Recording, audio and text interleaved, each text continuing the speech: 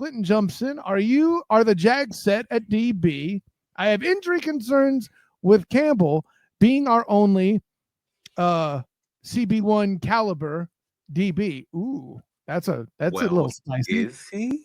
No, so on Monday we're not going to talk about the cornerback position. So I will dive into this a little bit. You're reading me. I like that. Go ahead. I think that's fair. All right, so the Jacksonville Jaguars have a few options at cornerback because they have a few options at receivers. There's that same conversation because it's still impacted by a Mr. Travis Hunter.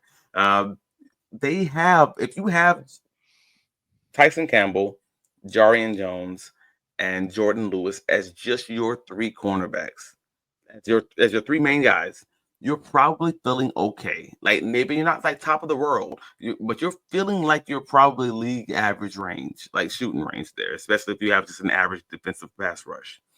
If you add Travis Hunter to that group, you have to feel good about it. That's just my personal opinion. He's another top cornerback option who may even be your best cornerback on this roster. And I'm not trying to put that on him because I know that's rough, but I'm just being real about that what that could be. See, I'm glad you brought that out here because friend of the show, T. Wiggs, Locked On Jaguars, Tony Wiggins, agrees with you that Travis Hunter today is the best corners, and he says so in his opinion. I thought that was telling too. But Travis, what if Tyson Campbell gets hurt like he eventually does? Hey, that Monteric Brown guy I'm hearing is having a pretty good camp too. Back to playing that zone defense. That's a good situation for Monteric. And we're not even seeing Monteric with pads on, which is where his strength comes in because he's actually one of the best at the press corners at the line of scrimmage on this team, especially playing in the zone defense. We saw that under Mike Caldwell. So we're seeing Monteric Brown seemingly having ascension, and we haven't even seen him with pads and actually being able to jam receivers at the line of scrimmage yet. I think that's an arrow pointing up for Monteric Brown, and I thought that this entire offseason once we realized who the defensive coordinator was going to be.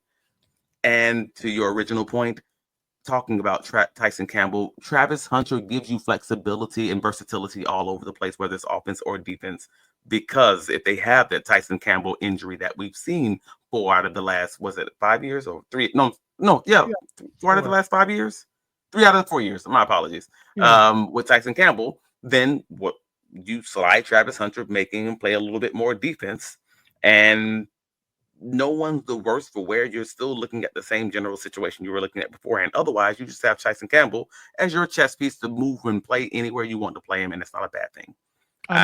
If you want to add another cornerback, feel free, but I don't feel bad about that group at all in that way.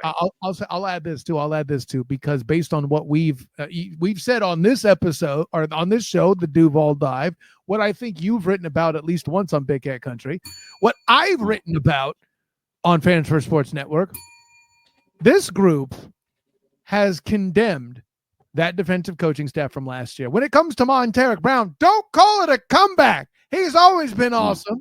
It's that coaching staff that's the problem. I think based on what we're seeing, that may be the claim for the current coaching staff in this particular piece. And hey, any opportunity for me to shout, don't call it a comeback is always a fun one. Just like when you say all the things, that kind of thing.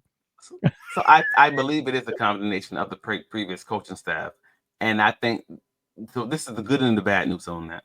All right, the good news on that is, well, obviously, it's a combination on the previous coaching staff, which means they should be able to win games. And they should be able to have a production on this defense that we didn't have in the 2024 season. Good, full stop. That's good. Bad news about that is they still got to win games. And they still got to have production on this defense, or otherwise they just out here making change for the sake of change, like most NFL front offices do when the previous office gets fired.